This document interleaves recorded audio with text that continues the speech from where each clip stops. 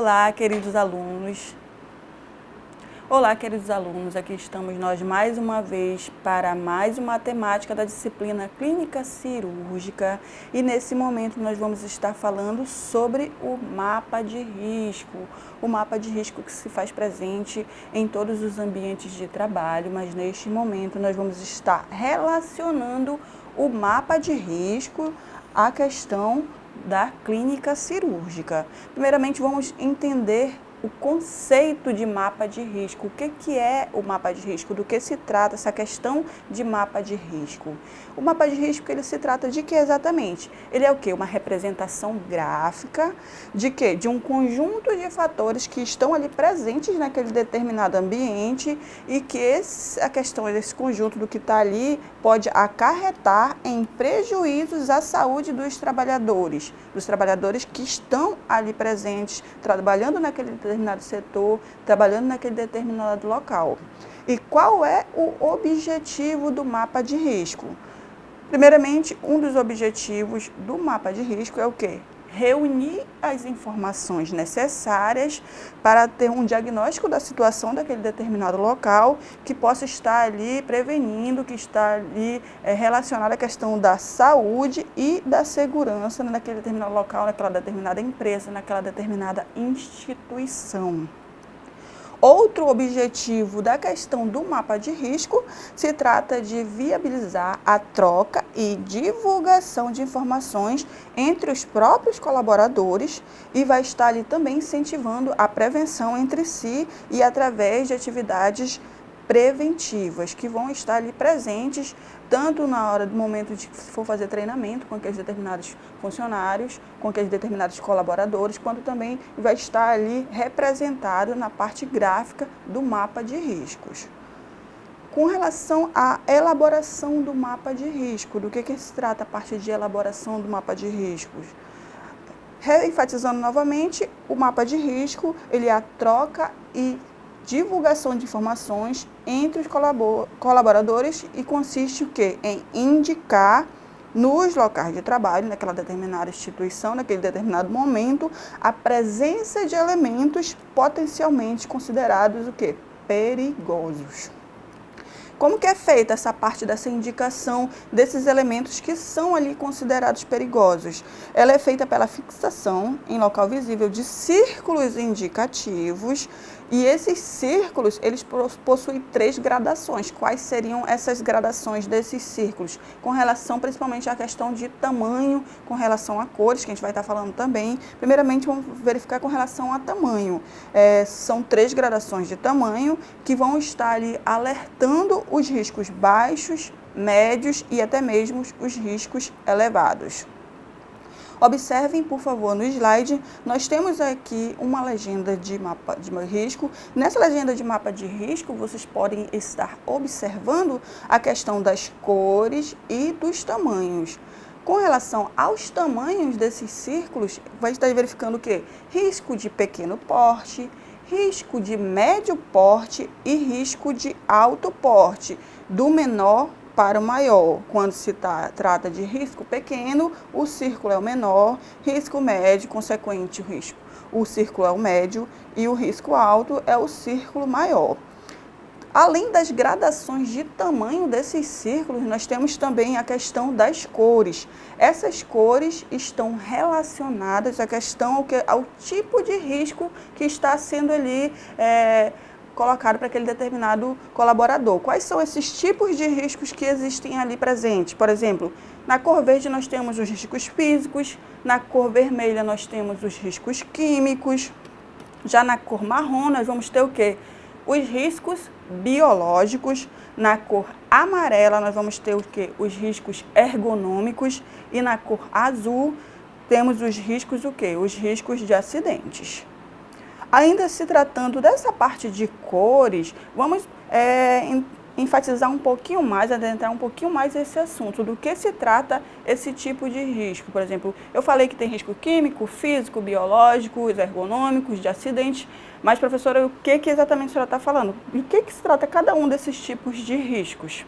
Primeiramente, eles podem ser determinados também por grupos, além de cores e além de nomes diferenciados, mas cada um tem a sua própria descrição.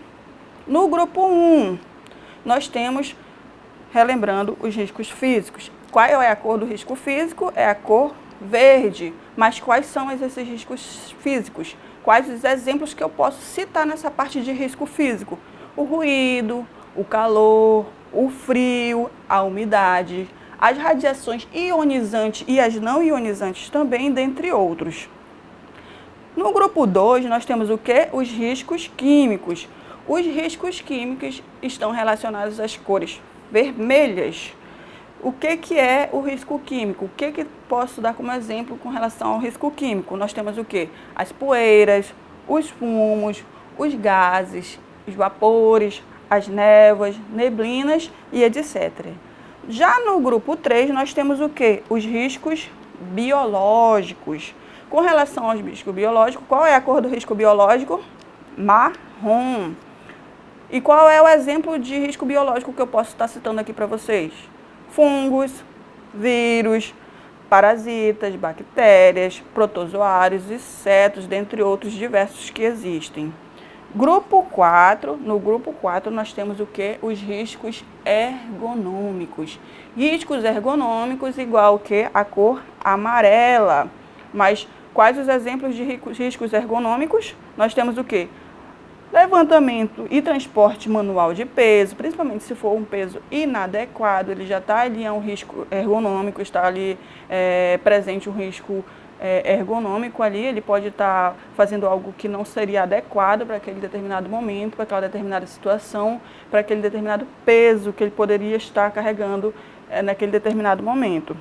Monotonia, repetitividade, isso também está com relação aos riscos ergonômicos, parte de responsabilidade, ritmo excessivo, aquele trabalho que é cobrado em excesso, precisa de meta, precisa fazer rápido, acaba se tornando também um risco ergonômico, posturas inadequadas, a gente pratica, inclusive fora de locais de trabalho, a gente de vez em quando tem a questão da postura inadequada e isso está dentro dos riscos ergonômicos, mas dentro do trabalho é necessário que isso seja verificado com frequência. Temos também a questão dos turnos em excesso, turnos inadequados, enfim.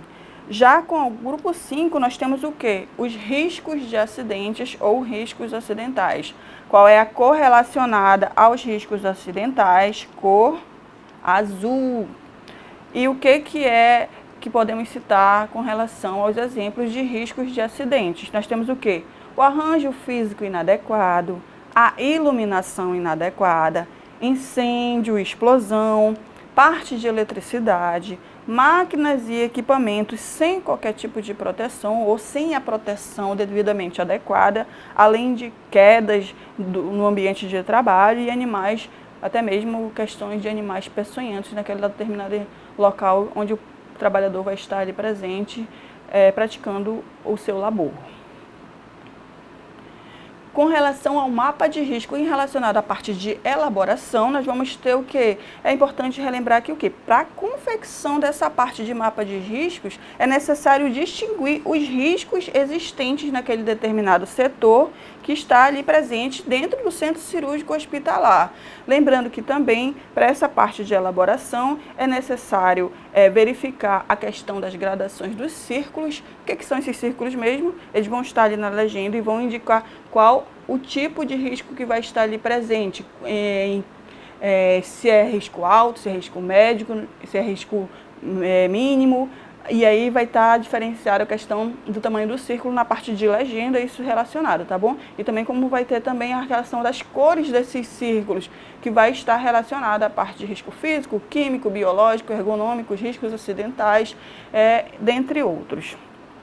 É importante a gente relembrar, quando se fala de mapa de risco, que o centro cirúrgico ele é considerado o quê? Uma área crítica pelas portarias de 1884 de 1994 e também a portaria de número 930 de 1992. Por favor, reforço mais uma vez que o centro cirúrgico é considerado uma área crítica por quais portarias?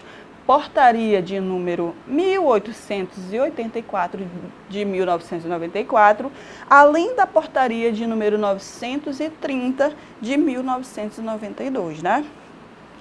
Por quê? Porque o centro cirúrgico, ele é um ambiente que possui riscos diversos. E esses riscos do centro cirúrgico, ele é o quê? Aumentado de transmissões de infecções devido ao quê? Os procedimentos que são ali realizados rotineiramente. Lembrando ainda que o centro cirúrgico, ele pode ser dividido o quê? Em zonas. E essas zonas do centro cirúrgico, elas possuem o quê? Suas próprias regras. E no caso que essas regras são o quê? Especificamente para a parte de como as pessoas irão circular dentro daquele determinado ambiente. E por isso é importante que cada um de nós saibamos, tenhamos essa parte de familiaridade com relação a essas zonas e como transitar entre elas. Existem 3 tipos de zonas dentro do centro cirúrgico. Temos a zona irrestrita, temos as zonas semi-restrita e temos as zonas ainda restrita. Vamos começar primeiramente falando da zona irrestrita ou zona de proteção. Zona irrestrita ou zona de proteção. O que é essa zona irrestrita? É onde há aquela circulação livre, onde não tem necessidade de aquele colaborador, aquele funcionário estar ali usando uma roupa privativa para transitar dentro dela, porém é um local onde transita apenas a questão dos funcionários ali do próprio centro cirúrgico. Quais são os locais que são ali adequados e são considerados zonas irrestritas? Nós temos os vestiários, a sala de espera, a área de transferência, o expurgo, o corredor periférico e as áreas administrativas do centro cirúrgico. Saindo da zona irrestrita, vamos passar o quê? Para a zona semi-restrita ou ainda conhecida como zona limpa. Por que ela é chamada de zona limpa e por que ela é considerada zona semi-restrita? Essa parte de zona semi-restrita, ela consiste na área em que compreende ali a circulação de pessoas e equipamentos de modo que não vão estar ali interferindo nas rotinas de controle e manutenção de asepsia local daquele determinado ambiente. Nesta parte de zona limpa, neste local, o tráfego ele é o quê? Limitado a pessoas somente daquele determinado setor e há um uso obrigatório de roupa privativa, uma roupa que é usada especificamente para aquele determinado local. Quais são os exemplos de zona semi-restrita? Os corredores do bloco operatório, os corredores de bloco operatório, o SRPA, a sala de guarda de equipamentos e materiais de limpeza, além da sala de prescrição, copa e etc. É isso que compõe a parte da zona semi-restrita ou zona limpa de um centro cirúrgico. Saindo da zona semi-restrita, conheceremos agora a zona restrita ou chamada também de zona estéril. O que é essa zona estéril? Ela consiste numa área ali do centro cirúrgico onde a circulação de pessoas e equipamentos é realizada de maneira controlada por meio de técnicas de asepsias rigorosas e uso obrigatório de paramentação para aquele determinado setor. A paramentação precisa ser adequada. Nessa zona restrita, o cuidado por parte dos profissionais realmente intenso, exige um cuidado ainda maior por parte dos profissionais e isso é justificado por quê? Porque ela é composta de salas cirúrgicas, aqui são basicamente as salas de operação propriamente ditas, materiais estéreis, assim como os profissionais nesse ambiente de zona estéril, ele também estão diretamente envolvidos em procedimentos que estão ali ocorrendo naquele determinado setor, naquele determinado local. Eu coloquei aqui também para vocês um esquema com relação a essa parte de zoneamento do centro cirúrgico. Temos o zoneamento do centro cirúrgico. Dentro desse zoneamento do centro cirúrgico, nós vamos ter um controle asséptico para cada determinada zona, com relação ao quê? Circulação de pessoas, potencial de contaminação das áreas e potencial de contaminação de quê? De artigos. E essa parte de controle asséptico vai ser diferenciado tanto quanto a área restrita,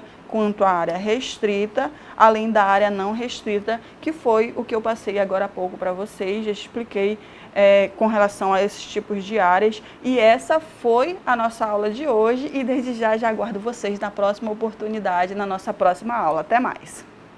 Na parte dos pontos principais da nossa aula de hoje, nós falamos sobre o quê? Sobre conceitos e objetivos do mapa de risco.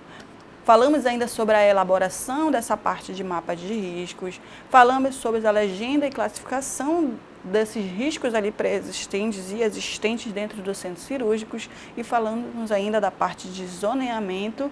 E desta forma finalizamos a aula de hoje. Até a próxima oportunidade, onde estarei ali aguardando vocês ansiosamente. Até mais!